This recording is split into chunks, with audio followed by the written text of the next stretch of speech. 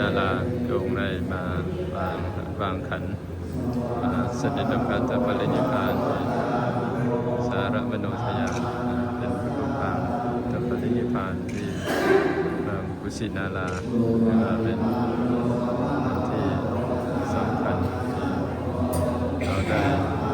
บูชาสักการะในสถานที่ให้เราได้รู้ได้เข้าใจสัจธรรมแล้วก็จะได้ไม่ประมาทพระองค์นั้นได้บอกแก่เราว่าอย่าประมาทในประโยชน์ตนและประโยชน์ท่านให้ถึงความด้วยความไม่ประมาทเมื่อเราไม่ประมาทเราก็จะได้รีบเร่งสร้างให้ทานรักษาศีลเจริญจิตตภาวนาให้มากนี่ก็เป็นสิ่งที่สำคัญแล้วก็พุทธปางปรินิพพานนี้นะครับก็เป็นทางที่ได้แต่ว่าทางปรินิพพานก็เป็นที่หนึ่งอยู่ใกล้กันแต่ว่านี่ก็เป็นที่พุทธปรินิพพาน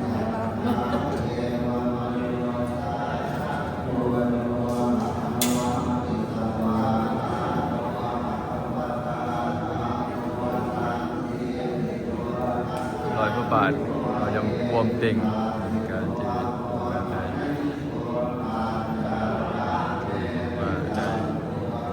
วางเดิน45 พรรษา80 ปีเดินทาง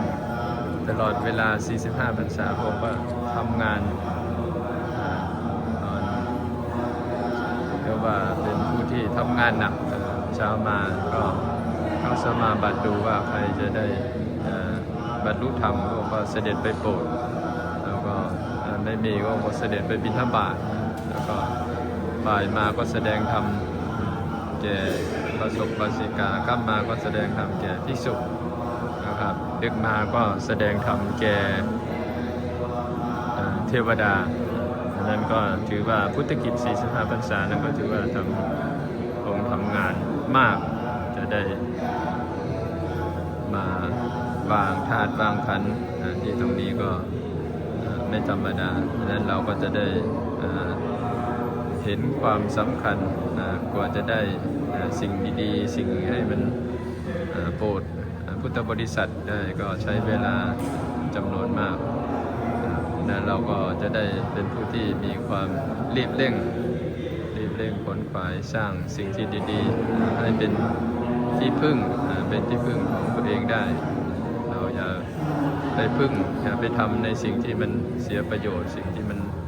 ไร้สาระสิ่งที่มันจะไม่สามารถที่จะพึ่งได้